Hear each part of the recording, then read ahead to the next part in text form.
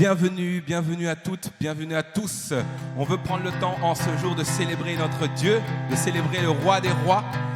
Là où tu te trouves, je t'invite à célébrer avec nous, à disposer ton cœur.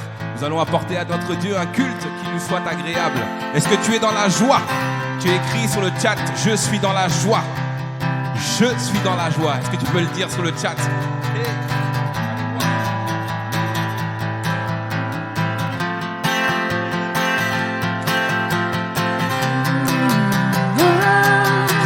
Soleil jusqu'à son couchant, que son nom soit élevé, que son nom soit célébré. Lui seul est digne de louange, lui seul est digne d'adoration. Encore une fois nous disons, c'est un cri de joie, c'est un cri de triomphe.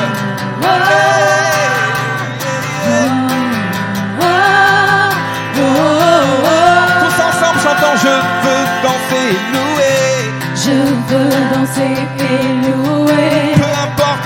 Ce que je vis, le ressuscité, il vit en moi, et il vit en toi. Quel est son nom? Son nom est Jésus. Je suis né de Dieu. Je suis né de Dieu. Je suis victorieux. Je suis victorieux. Je suis né pour influencer.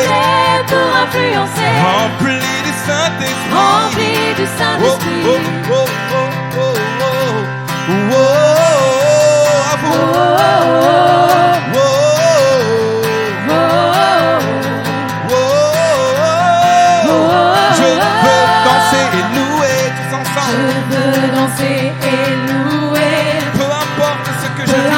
Peu importe ta situation ou ta condition, le ressuscité, il vit en toi, il vit en moi. Quel est son nom? Son nom est Jésus. Je suis né de Dieu. Je suis né de Dieu. Je suis victorieux. Je suis victorieux. Je suis né pour influencer. Rempli du Saint-Esprit. Rempli du Saint-Esprit. Je louerai son nom. Je louerai son nom. Je louerai en tout temps, je louerai. Je louerai son nom. Je suis plus que vainqueur. Je suis plus que vainqueur. Je louerai son nom. Je louerai dans l'abondance comme dans le manque, je louerai. Je louerai son nom. Dans la santé comme dans la maladie, je louerai. Je suis plus que vainqueur. Je suis plus que vainqueur. Oh, oh, oh, et je dirai, oh, oh, oh, oh, à vous. Oh, oh, oh, oh, oh, oh. Disons toute arme forgée contre moi. Toute arme. Toute arme forgée contre moi. Elle est nulle et sans effet. Elle est nulle et sans effet. Le ressuscité, il vit en moi. Il vit en toi. Quel est son nom? Son nom est Jésus. Je suis né de Dieu. Je suis né de Dieu. Je suis victorieux. Je suis victorieux. Je suis né pour influencer. Rempli du Saint-Esprit. Encore une fois, toute arme forgée. C'est une proclamation, c'est une déclaration. Il dit que 1000 tombent à ma gauche, 10 000 à mes côtés, je ne serai pas atteint. Car, quel est son nom? Son nom est Jésus. Je suis né de Dieu. Je suis né de Dieu. Je suis victorieux. Je suis victorieux. Je suis né pour influencer. Rempli du Saint-Esprit. Je louerai son nom. Je louerai son nom. Je louerai son nom. Je louerai son nom. Je suis plus que vainqueur. Je suis plus que vainqueur. Je louerai son nom. De tout mon cœur, je louerai. Je louerai son nom. De toutes mes forces, je louerai. Je louerai son nom. Je suis plus que vainqueur. Je suis plus que vainqueur. Je suis plus que vainqueur. À vous. Je suis plus que vainqueur. Je suis plus que vainqueur. Proclame-le. Oui, je suis plus que vainqueur. Je suis plus que vainqueur. Je suis plus que vainqueur. Je suis plus que vainqueur. Je suis victorieux. Je suis En Christ, victorieux. je suis victorieux. Je suis En Christ, victorieux. je suis victorieux. Je suis victorieux. Je suis victorieux. Je suis victorieux. Rempli du Saint-Esprit. Rempli du Je Saint-Esprit. suis rempli du Saint-Esprit. Rempli du Saint-Esprit. Rempli du Saint-Esprit. Rempli du Saint-Esprit. Rempli du Saint-Esprit. Rempli du Saint-Esprit. À vous.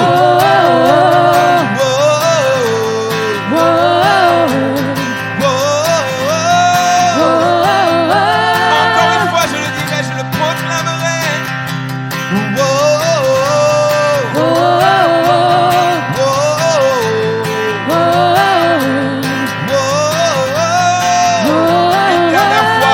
Une dernière fois, je le dirai, c'est un chant de victoire.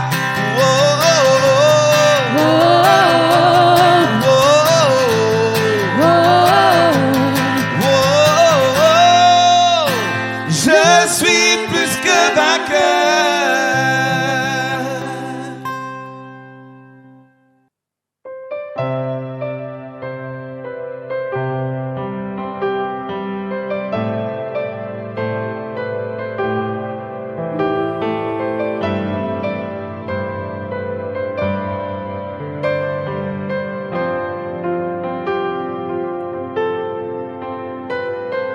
Seigneur m'aime tellement. Je suis tel un arbre face à un ouragan qui plie sous le poids de son vent et de sa miséricorde. En l'espace d'un instant, sans que je ne lui demande, sa gloire efface mes afflictions. Alors je réalise à quel point il est bon et combien grande son affection. Ah, combien il nous aime, combien il nous aime, combien il nous aime. Oh, le Seigneur m'aime tellement. Je suis tel un arbre face à un ouragan qui plie sous le poids de son vent et de sa miséricorde. En l'espace d'un instant, sans que je ne lui demande, sa gloire efface mes afflictions. Alors je réalise à quel point il est bon et combien grande son affection. Ah, combien il nous aime, combien il nous aime, combien il nous aime, oh combien, ah, combien il nous aime, combien il nous aime, combien il nous aime. Je vis pour Jésus et il vit en moi, sauvé par son élan d'amour et de grâce. Ciel est océan, nous nous y noyons. Alors que le ciel et la terre se rencontrent, les battements de mon cœur s'intensifient.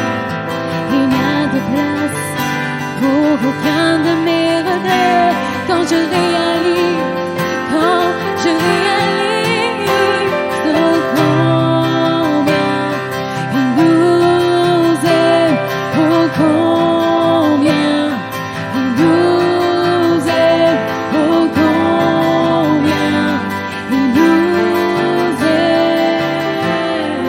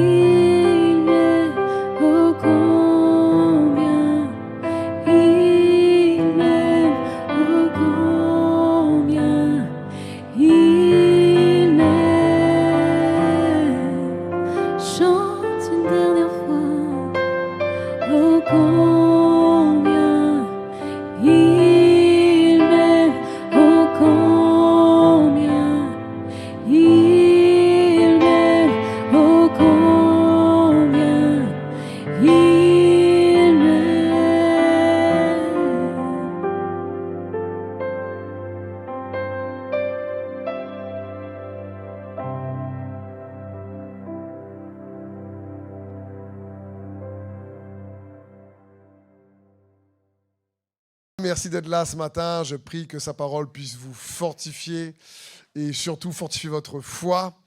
Il est bon d'être ensemble, il est bon de célébrer Jésus. Il est bon de s'attendre à lui tout simplement parce que Dieu est bon et il t'aime. Vous savez, je crois que chaque jour est une opportunité pour chacun d'entre nous de réaliser encore plus que nous sommes aimés de lui. Jésus, dans Jean 15, dit « Demeurez dans mon amour ».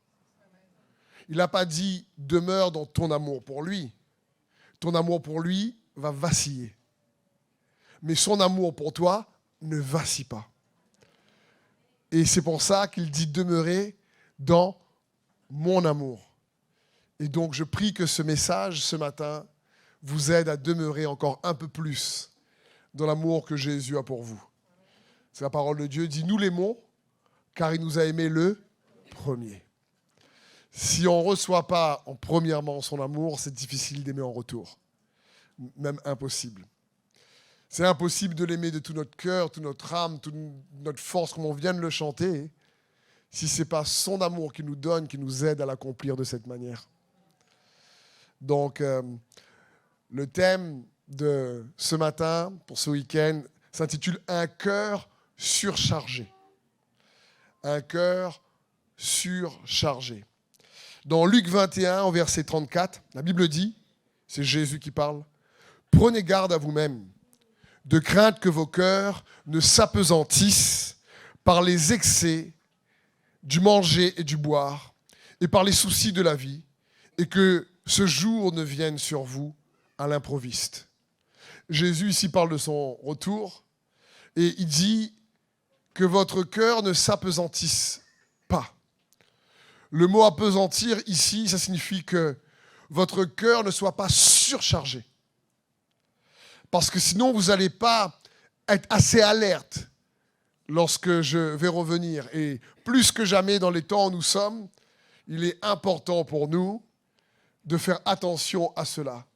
Parce que aujourd'hui, vous savez, le cœur peut être tellement surchargé par beaucoup de choses inutiles. Il faut comprendre qu'il y a un siècle en arrière, il n'y avait pas la communication développée comme aujourd'hui. Et donc, on n'entendait pas tout ce qu'on entend aujourd'hui. Aujourd'hui, en un jour, avec les progrès de la communication, on peut entendre beaucoup plus de mauvaises nouvelles que quelqu'un en un mois, il y a un siècle en arrière.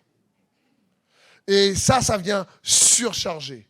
On entend ce qui se passe en Ukraine, on entend ce qui se passe dans tel pays, on entend ce qui se passe, tu allumes la radio, tu allumes la télé, et en un instant, le cœur peut être surchargé de tellement de mauvaises nouvelles qu'on a l'impression de porter des poids qu'on ne devrait pas porter.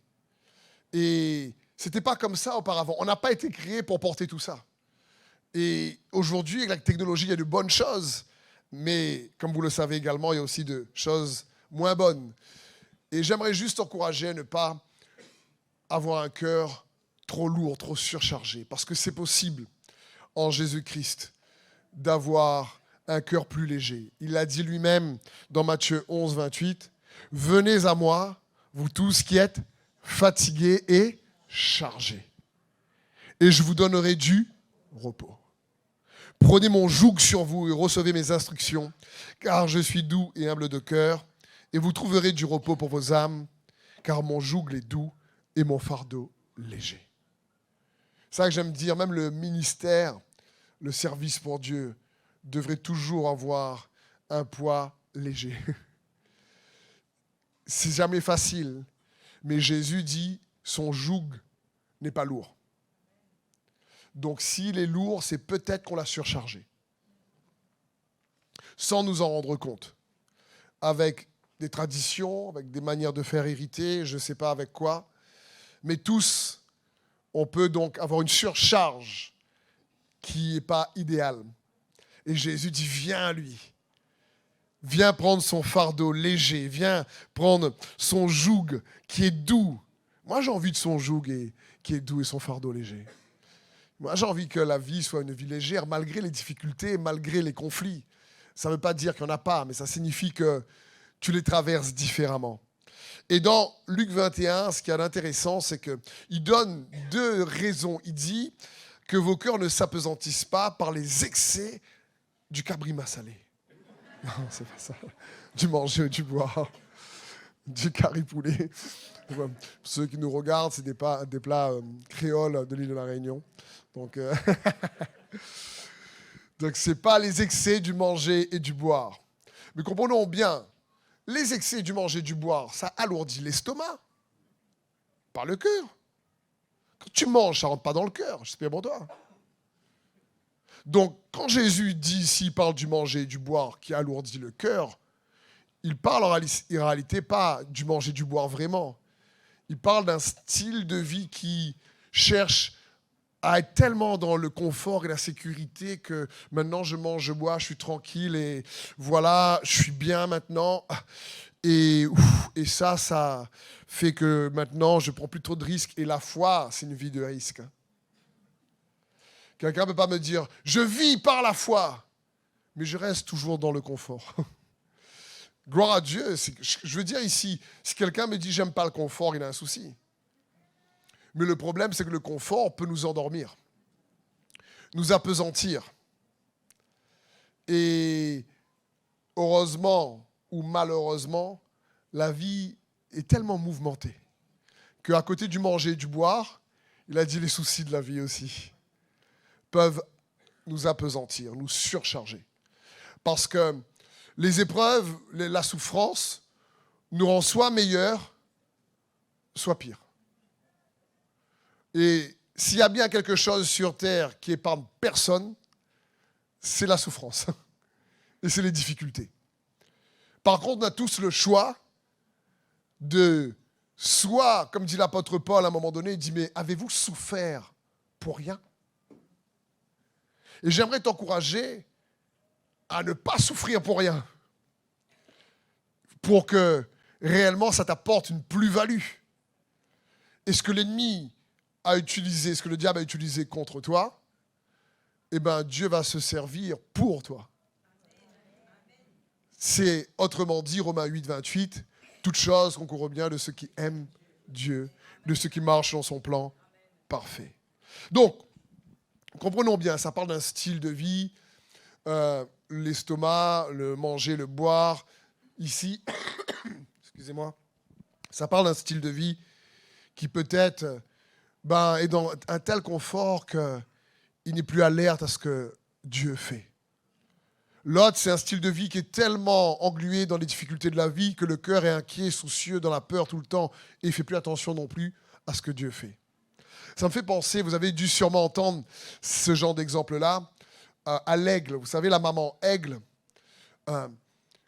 elle couve ses œufs. Quand les petits sont là, elle va chercher la nourriture pour les petits, elle prend soin. Et au bout d'un certain temps, quand le petit aiglon est un petit peu plus grand, on a l'impression que la maman aigle a pété un câble. Elle prend ses petits, elle les sort du nid, elle emmène ses petits en altitude et elle les lâche. Et elle dit à ses petits, on sort à où? Ça veut dire, débrouille-toi. Ça veut dire.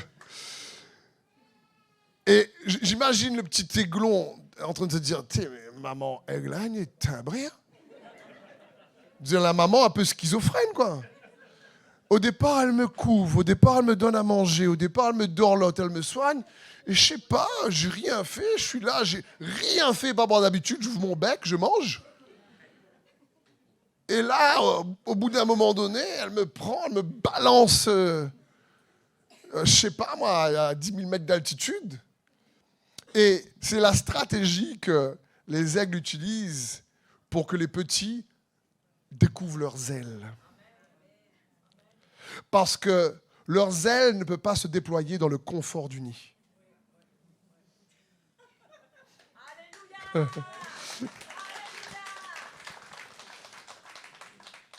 Et donc, on peut s'appesantir réellement lorsque on n'est pas assez, des fois, bousculé. Mais j'aimerais te dire, avec le Seigneur, il veut te donner des ailes, il veut que tu ouvres tes ailes. Les ailes de la foi. en Jésus. C'est comme quand les enfants grandissent et après ils quittent le nid. Mais en général, les parents qui couvrent un peu, ils disent reste un peu là. Reste un peu là, écoute, tu as que 40 ans. Je veux dire, à un moment donné, je veux dire, c'est pas bon, il faut pas faire ça, quoi. Je veux dire, parce que pour qu'il découvre ses ailes, il faut comprendre que les ailes, le principe de cette image de l'aigle, c'est qu'il découvre ses ailes dans l'inconfort, si tu préfères. Et les défis de la vie vont t'aider à déployer tes ailes si tu fais confiance au Seigneur. Et c'est ce que j'aimerais t'encourager.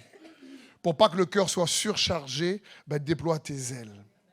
Comprenons bien que c'est du cœur que proviennent les sources de la vie, nous dit la parole de Dieu.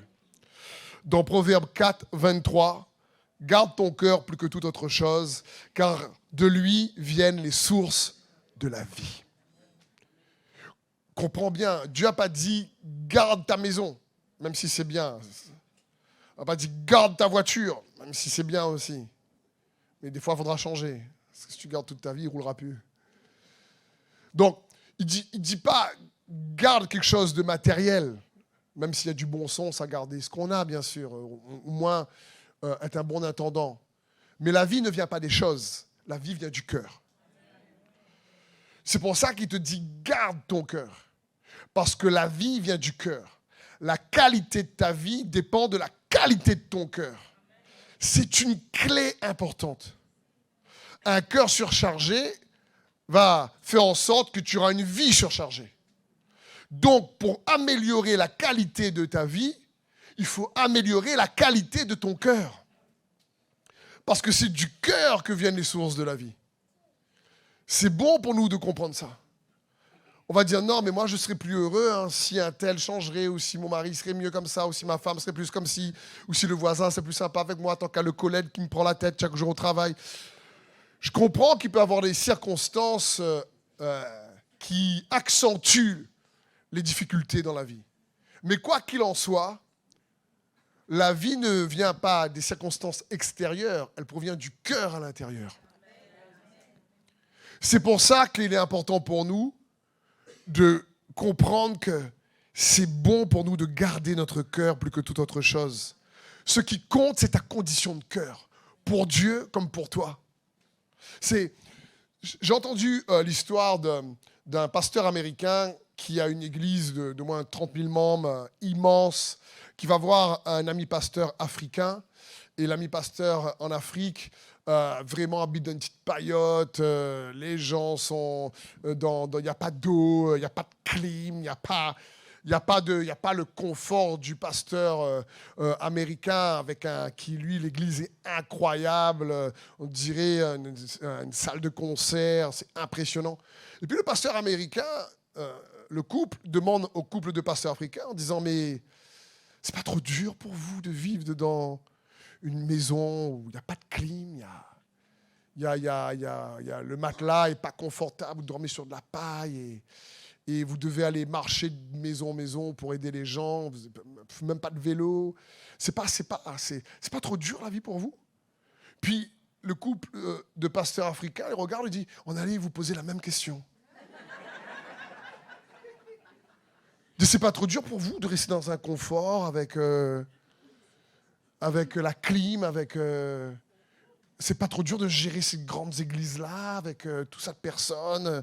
C'est pas compliqué tout ça. C'est quoi? C'est que la vie vient du cœur. Le couple africain comme le couple américain, les deux étaient bien parce que c'est dans le couloir que Dieu a pour eux. Mais pour qu'ils se sentent bien là où ils sont, ça dépend de la qualité de leur cœur, ça dépend pas des circonstances où ils sont. Il faut comprendre que même, regardez, ne levez pas la main, mais qui, pendant le confinement, a râlé chez lui en regardant la télé, Netflix ou la clim? En disant, franchement, les durs sont quand même. Ça, c'est une vie difficile. Je ne suis pas habitué de rester chez moi. Ma femme, je n'en connais même plus. C'est toi, ça?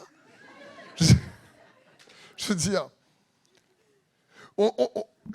le gars qui est à Madagascar ou dans les pays d'Afrique pauvre, il ne doit même pas comprendre. Il dit, qu'est-ce qui est dur pour toi? De rester chez toi devant la télé pendant des semaines? Ah ouais. Et tu peux sortir faire un footing que 2 km à la ronde? Ah ouais. Ok. Et tu as la clim? Ah ouais, c'est compliqué. Et on a tendance, attention, tous, à mon avis, on s'est un peu plaint dans le confinement, mais pour vous dire que la qualité de la vie dépend de la qualité du cœur. Ça ne dépend pas des circonstances extérieures.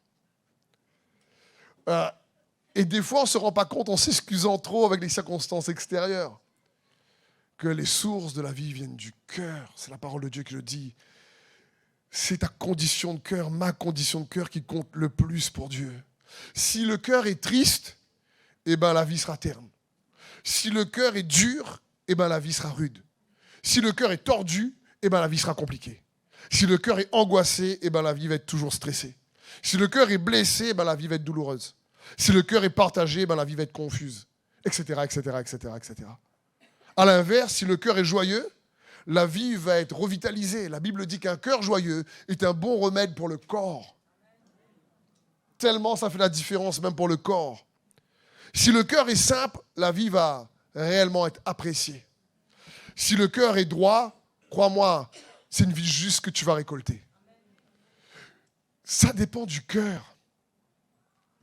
Et vous connaissez ce passage dans 1 Samuel où le prophète Samuel est envoyé par Dieu pour aller chercher un fils d'Isaïe.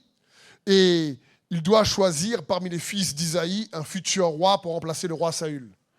Et quand il arrive, il voit le grand frère du roi David, c'est Eliab, qui était grand, costaud, beau, stylé. Et tout de suite, le prophète Samuel pense que c'est lui que Dieu a choisi. Et Dieu lui dit dans 1 Samuel 16, 7, mais l'Éternel lui dit, ne te laisse pas impressionner par son apparence physique et sa taille imposante, parce que ce n'est pas lui que j'ai choisi. Je ne juge pas de la même manière que les hommes. L'homme ne voit que ce qui frappe les yeux, mais l'Éternel regarde au cœur. Je veux dire, il faut bien comprendre, c'est quoi le Eliab aujourd'hui? C'est peut-être quelqu'un que tu regardes, il a un meilleur profil Facebook que toi. Il a plus de likes. Il a plus d'abdos. C'est quelqu'un que tu regardes, tu te dis, en fin de compte, il présente bien lui. Il ou elle est plus beau, plus belle. Et parce que nous, on a tendance à toujours juger à l'apparence et à comparer. Alors que ce qui compte pour avoir une qualité de vie meilleure, c'est avoir une qualité de cœur meilleure. Ce n'est pas plus de likes sur ton Facebook qui va te rendre plus heureux en réalité. Mais nous, parfois, on peut croire ça. On peut croire le nombre de vues. Ah, lui, il a plus de nombre de vues que moi, j'ai moins de nombre de vues. Ça, c'est le genre d'Eliab. On se fait avoir comme Samuel s'est fait avoir. Je veux dire, Dieu regarde au cœur, mon frère et ma sœur. Et des fois, notre cœur est surchargé parce que, il y a tellement de choses avec qui on l'encombre et pourtant, c'est de ton cœur que viennent les sources de la vie. C'est la clé. Et Jésus vit dans ton cœur. Et il s'appelle la vie. Je suis, nous dit Jésus, le chemin, la vérité et la vie. Donc sa vie est là, accessible. Donc, comment ne plus avoir un cœur surchargé? Comment on peut essayer de voir ça rapidement? Premièrement, tout simplement, il faut le décharger. Il faut le décharger. Tu as beaucoup plus d'autorité sur ton cœur que tu ne le crois. Beaucoup plus. Jésus va même dire dans Jean 14, 1 que votre cœur ne se trouble point. Croyez en Dieu et croyez en moi. C'est quand même des fois difficile à entendre. Il dit que votre cœur ne se trouble point. C'est pas facile des fois quand quelqu'un est troublé, tu dis arrête d'être troublé. Je suis troublé quand même. Mais arrête d'être troublé. Je suis troublé quand même. Cœur, détrouble-toi. Cœur, détrouble-toi. Ça marche pas trop comme ça des fois.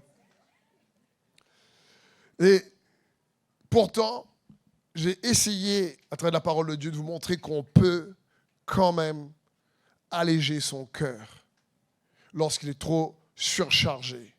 Je veux dire, si quelqu'un est toujours en train d'écouter la radio Freedom, aller de la Réunion, qui est une radio sympathique, hein, et ou en train de regarder les infos avec des mauvaises nouvelles tout le temps, et en train d'écouter tout le temps les commérages qui se disent, ben c'est sûr que le cœur est trop surchargé. C'est sûr. Donc, il faut apprendre à décharger son cœur, comme dit 1 Pierre 5, il dit au verset 7, « Et déchargez-vous sur lui de tous vos soucis, car il prendra lui-même soin de vous. » C'est bon pour nous de comprendre ça. Il faut comprendre qu'on a beau s'inquiéter de certaines situations, ça ne sert à rien, on ne pourra pas les changer. Et notre inquiétude, de toute façon, ne changera pas la situation. Mais elle va nous affecter, nous. Donc c'est important pour nous d'apprendre à tranquilliser notre cœur dans la foi en Jésus-Christ. C'est important pour nous d'apprendre à mettre notre cœur dans le repos qui se trouve dans la foi en Jésus-Christ. Parce qu'on peut être facilement troublé pour rien. Et du coup, le cœur se décharge comment? Et se recharge comment? Par nos pensées. C'est très important. Le cœur est connecté à nos pensées. Philippiens 4:6. Ne vous inquiétez de rien. Mais en toute chose, faites connaître vos besoins à Dieu par des prières et des supplications, avec des actions de grâce. Et la paix de Dieu, qui surpasse toute intelligence, gardera vos cœurs et vos pensées en Jésus-Christ. Les deux sont connectés. Ton cœur est en surcharge en fonction de la qualité de tes pensées. Ton cœur se décharge en fonction de la qualité de tes pensées. C'est les pensées qui chargent, déchargent ou rechargent notre cœur. Et il n'y a rien de nouveau. Depuis la Genèse, on voit cela. Avant le déluge, Dieu dit dans Genèse 6:5, « L'Éternel vit que les hommes commettaient beaucoup de mal sur la terre et que toutes les pensées de leur cœur se portaient constamment et uniquement vers le mal. » Les deux sont connectés. Si ton cœur est en lien avec tes pensées, donc pour décharger son cœur, il faut en réalité recharger, ou si tu préfères, remplacer les mauvaises pensées par des bonnes. Tout simplement. Il faut remplacer. C'est pas juste dire j'ai arrêté de penser à ça, j'ai arrêté de penser à ça. Il faut remplacer. Il faut que tu puisses nourrir plus que jamais tes pensées avec des choses bonnes, des choses utiles, des choses sages, des choses qui construisent, des choses qui apportent la paix. Je veux dire, les pensées transportent quelque chose. Pour nous, on croit que la pensée est immatérielle, mais dans la réalité spirituelle, la pensée, elle produit quelque chose en nous.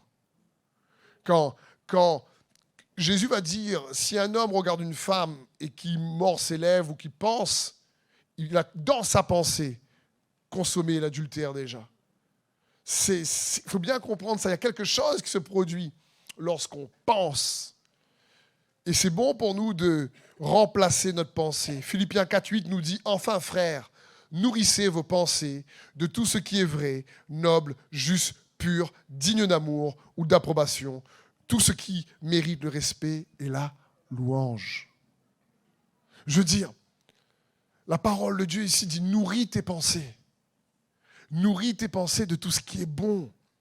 Si tu veux surtout décharger ton cœur, il faut remplacer les pensées des fois négatives, les pensées d'inquiétude, par réellement les vérités de la parole de Dieu, de manière très simple. Je ne sais pas, imaginons tu es inquiet parce que tu as un problème financier, par exemple, ou tu as perdu ton emploi, imaginons, et qu'il y a effectivement en fin de mois, toujours les factures à payer. Donc, c'est sûr que là, l'inquiétude frappe à la porte de ton cœur. Et c'est là qu'il nous faut croire dans le Seigneur et dire, Seigneur, je sais que voilà, les circonstances, les faits sont tels qu'ils sont. Mais ta parole dit que tu es celui qui pourvoit. Ta parole dit que tu ne m'abandonneras pas. Ta parole dit que toi, tu es fidèle. Et je ne veux pas laisser les situations difficiles venir assécher mon cœur. rendre mon cœur aride. Seigneur, tu dis que celui qui demeure en toi est comme un arbre planté près d'un courant d'eau. Celui qui réellement reste dans la parole de Christ. Et donc remplace juste les mauvaises pensées par des pensées. C'est un exercice facile et pourtant, on ne le fait pas assez. On ne le fait pas assez. C'est comme vous savez comment est formée une perle dans une huître perlière. Une perle se forme quand il y a un corps étranger qui vient frustrer le mollusque. Comme quand il y a un petit grain de sable qui rentre à l'intérieur de l'huître perlière. Alors pour se défendre, il va produire à chaque fois des couches de nacre sur le grain de sable. Et du coup, ce corps étranger qui est venu frustrer, qui ne devait pas être là, qui n'avait rien à voir là, d'un grain de sable, il y a des perles noires ensuite qui se vendent à je ne sais pas combien de milliers d'euros. Et j'aimerais te dire, développe ta perle. Parce que je suis sûr qu'il y a plein de choses qui te frustrent. Dans la vie, je suis sûr qu'il y a plein de choses qui te frustrent. Qui a déjà été frustré, moi, une fois? Amen, bienvenue sur Terre. Je veux dire, quasiment tous les jours. C'est pas toutes les heures. Donc vous imaginez la grâce qu'on a de développer une belle perle pour le Seigneur? C'est-à-dire, ce que Dieu veut, c'est qu'effectivement, quelles que soient les attaques du diable contre nous, les situations difficiles, on a la possibilité, dans le combat de la foi, de remplacer les pensées que l'ennemi essaie d'injecter ou que les circonstances essaient de nous faire croire par sa parole, par l'espérance. Et alors, tu remets une couche de nacre dessus, si tu préfères. Tu formes ta perle à l'intérieur de toi-même. C'est dans ce sens. Ça, je dis, développe ta perle. Tu es une huître spirituelle. Non, pas vrai. Ça n'existe pas. Frères et sœurs, le message se veut vraiment simple ce matin. C'est juste que Dieu veut mettre ton cœur au repos. Il ne veut pas que tu aies un cœur surchargé parce que c'est tellement facile pour chacun d'entre nous d'être en surcharge. Pas pondérale, mais spirituelle. Tous, on peut être en surcharge spirituelle, mentale, émotionnelle, psychique. Et Dieu dit non, veille ton cœur, c'est de lui que viennent les sources de la vie. Cherche toujours à avoir un cœur en bonne santé. Ça, c'est une clé. Quand quelqu'un te fait mal, pardonne. C'est comme si là, tu entoures le grain de sable avec une couche de nacre de pardon. C'est dans ce sens.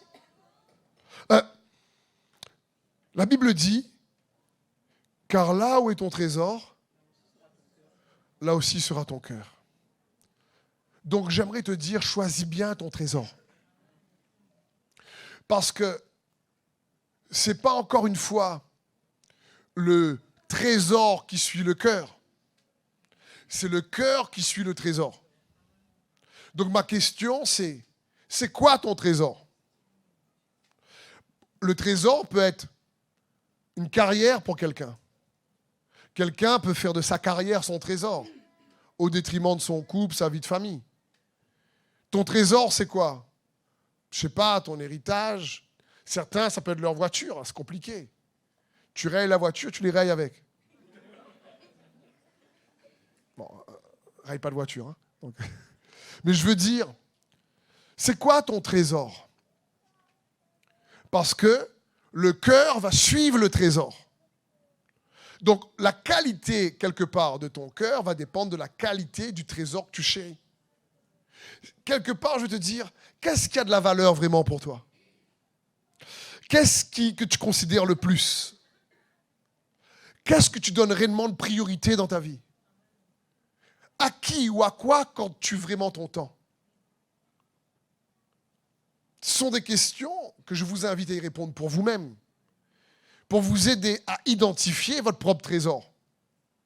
Parce que le cœur suit le trésor. Je veux dire, c'est un plaisir, une joie de servir le Seigneur dans le ministère. Mais ma vie de pasteur ne se résume pas qu'au ministère. Je ne m'appelle pas Pasteur Steve sur ma carte d'identité. Je m'appelle Steve Rivière sur ma carte d'identité. Donc, c'est dans ce sens où la vie ne se résume pas juste au ministère. Mon trésor, ce n'est pas juste au ministère, mon trésor, c'est Christ. Que je sois dans le ministère d'église ou pas, Christ doit rester mon trésor. C'est dans ce sens. Il doit être mon trésor en tant que mari, pour mon épouse Sandrine. Il doit être mon trésor en tant que papa, pour mes enfants. C'est dans ce sens. Parce que parfois, par exemple, on peut tellement prioriser le ministère au détriment de la fonction de papa ou de la fonction de mari, que le trésor devient le ministère. Et attention, parce qu'en fonction de ton trésor, le trésor peut devenir une idole. Donc il faut faire attention. C'est ce genre de question qui te permet, qu'est-ce que tu valorises vraiment? Gloire à Dieu, c'est un privilège de partager sa parole. Mais la vie vient de Christ, qui vit en moi, pas du ministère. Je peux faire le ministère et en réalité manquer de vie. Je n'ai pas envie de ça. Il est bon que le ministère soit plus un débordement de la vie qu'on a avec Jésus-Christ, plus. C'est dans ce sens. Luc 6,45 nous dit « L'homme bon tire de bonnes choses du bon trésor de son cœur, et l'homme méchant tire de mauvaises choses de son mauvais trésor, car c'est de l'abondance du cœur que la bouche parle. » C'est de l'abondance du cœur que la bouche parle. En fonction de comment tu nourris tes pensées, tu remplis ton cœur. Tu l'allèges ou tu le surcharges. Une des manières de changer son discours, c'est de changer son cœur. Ce que tu mets dedans. Et donc, choisis bien ton trésor. Vous savez, il est facile, lorsqu'on valorise une chose, de perdre en considération, parfois, ce qu'on pense avoir acquis. Par exemple, un mari, au départ, peut aimer son épouse, et puis dans le temps, considérer comme acquis. Et puis donc, c'est normal, ils sont mariés, c'est l'alliance. Et il ne se rend pas compte que ça ne se passe pas comme ça en réalité.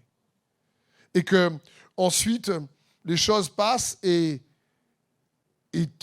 tout doucement, le trésor qui était le mari ou l'épouse est en train de diminuer. On considère moins, on considère plus. Et on ne considère pas ce qu'on a. On commence à regarder les autres ce qu'ils ont.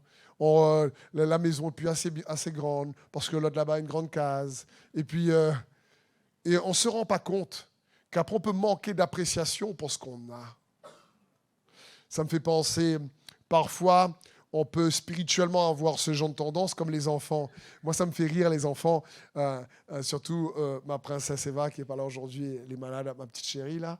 Mais ça, je trouve ça incroyable. Elle a des jeux et des fois, elle ne joue pas avec tous ses jeux. Mais si son frère, son grand frère, va utiliser un de ces jeux qu'elle ne joue plus avec, tout d'un coup, le jeu qu'elle ne considérait plus retrouve de la valeur à ses yeux. Et là, elle se dit, mais c'est mon jeu. Et là, c'est mon... que je ne jouais pas avec. Hein. Et sans nous en rendre compte, des fois, on peut négliger ce qu'on a. Après, quand on regarde l'autre qui touche, on dit, ah, attends, regarde ça. Mon frère, ma sœur, il y a des trésors dans ta vie que peut-être tu as laissé la poussière dessus. Il y a des trésors dans ta famille. Il y a des trésors dans tes relations autour de toi. Et je veux t'encourager à nourrir tes pensées de choses bonnes envers eux et envers elles. Je veux dire, c'est comme, imaginons un mari qui peut-être néglige un peu son épouse, et puis que tu vois un autre homme qui là commence à dire hey, ton épouse est jolie. Et puis d'un coup, le mari retrouve de l'intérêt pour son épouse. Et là, d'un coup, il fait oui, ça mon femme, ça. C'est de ma femme, ça. Ma femme, en traduction. Je veux dire.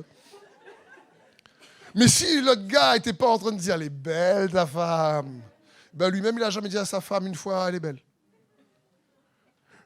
C'est quand l'autre s'intéresse, ah ben là, waouh!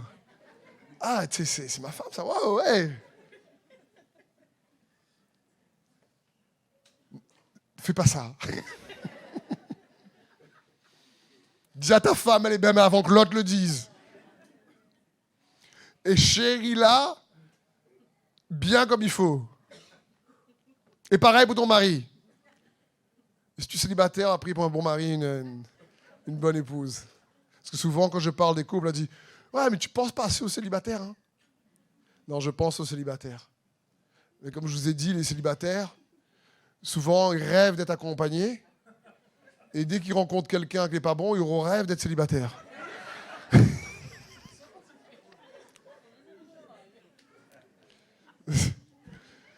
C'est ça. Comme un jeune couple qui voulait se marier, il faut qu'on se marie, on s'aime, tout ça. Puis dès qu'ils sont mariés au bout de quelques mois, je rediscute avec le frère. C'était quand j'étais célibataire, là. Mais je dis, mais quand tu es célibataire, tu voulais te marier? Maintenant que tu es marié, tu veux être célibataire? Je dis, je ne comprends plus. Chéris ton trésor. Préserve ton trésor. Et comprenons bien, si que ce soit ta maison, ta voiture, que ce soit ce que tu as, mon frère et ma sœur, choisis bien ton trésor et préserve ton trésor. Et s'il y a bien un trésor que je veux t'encourager à chérir, c'est Jésus-Christ lui-même et ce qu'il a accompli. Parce que Jésus, pour nous tous, est mort et ressuscité. Il a versé son sang pour que nous puissions recevoir son pardon. On ne peut pas laisser les soucis de la vie venir appesantir notre cœur et ne plus se rappeler, ne plus nourrir notre pensée de qui il est, la personne extraordinaire qu'il est, ce qu'il a accompli. On ne peut pas laisser le manger, le boire venir appesantir, surcharger notre cœur et oublier. Parce que le plus grand cadeau qu'un homme ou une femme sur terre peut recevoir, c'est Jésus-Christ lui-même. Il n'y a pas de plus grand cadeau. Et pour personne, il n'y en a pas. Je veux dire, c'est Jésus-Christ lui-même. Et j'aimerais tellement t'encourager à faire de Jésus encore plus ton trésor. Parce que si tu es là ce matin, si tu m'écoutes, c'est parce que tu veux faire de Jésus ton trésor. Et je veux t'encourager à le faire, mais pleinement. Parce qu'il est devenu pécheur pour que nous soyons justice de Dieu, nous dit la parole de Dieu. Et il a été condamné pour que nous puissions être pardonnés. Il a été meurtri pour qu'on puisse être guéri. On lui a fait la guerre pour qu'on puisse avoir la paix. Je veux dire, mon frère, ma sœur, chéris Jésus.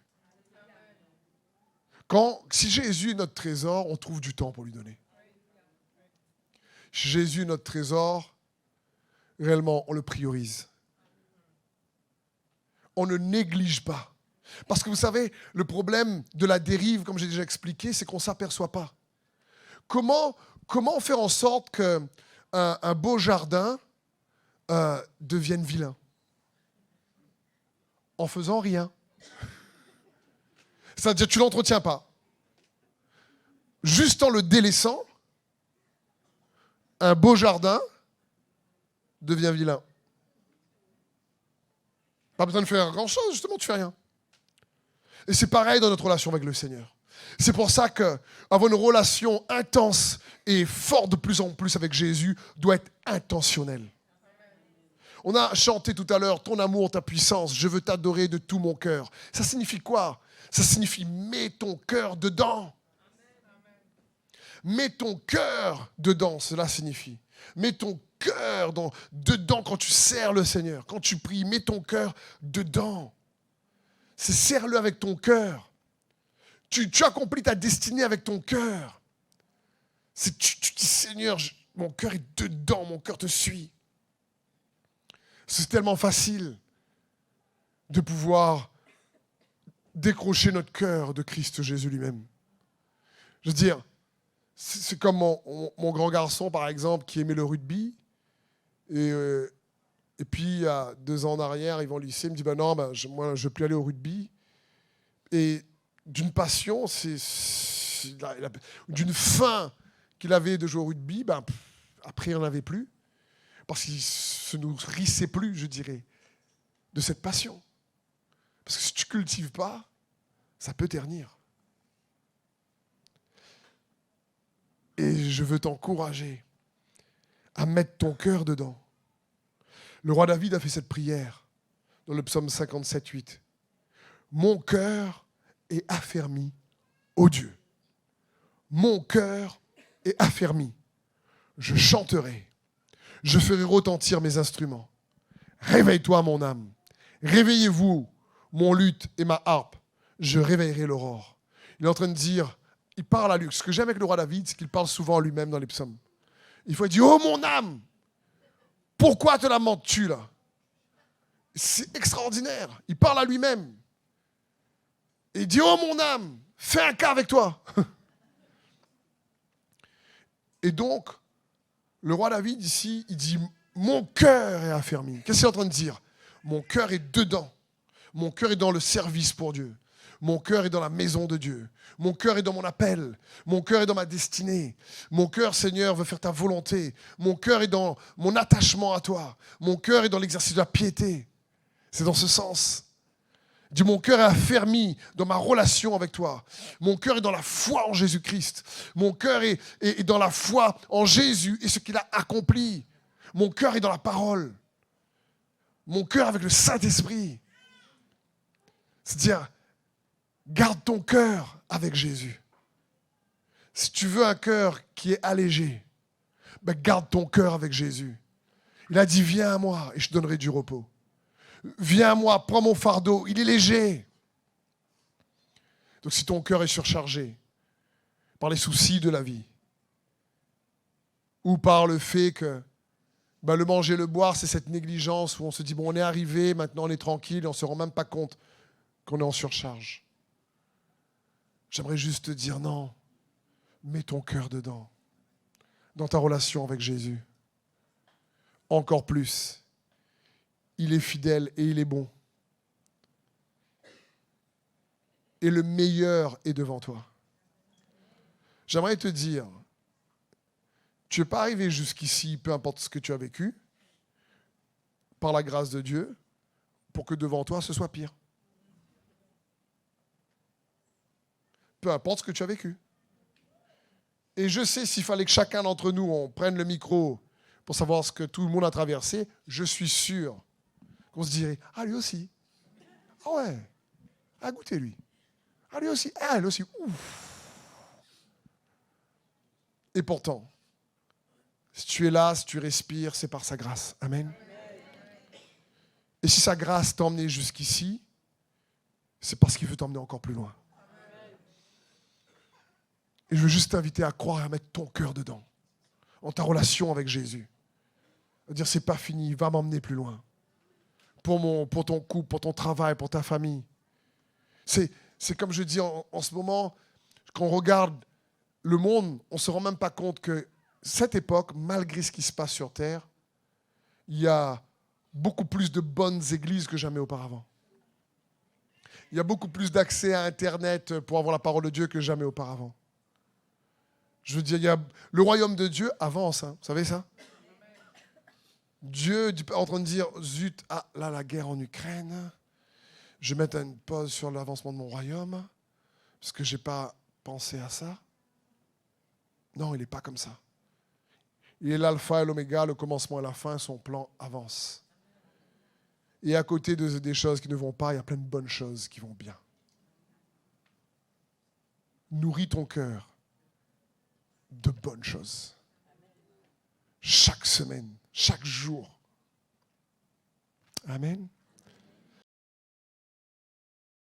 Juste profiter également un instant pour remercier à tous nos amis sur Internet de nous avoir suivis et que Dieu vous bénisse également là où vous êtes. J'espère que ce message vous a fortifié. Merci en tout cas de nous suivre et j'espère qu'on a été un site ressource pour votre foi. Soyez bénis.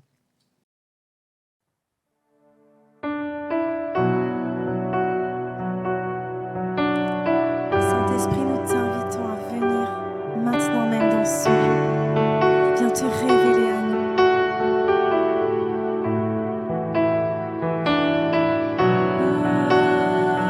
Viens inonder ce lieu de ta présence. Nous avons besoin de toi. Inonde ce lieu de ta présence. Nous avons besoin de toi. Inonde ce lieu de ta présence. Nous avons besoin de toi. Viens, Esprit de révélation. Viens, Esprit de révélation. Souffle sur nous, souffle sur nous. Oh, viens, Esprit.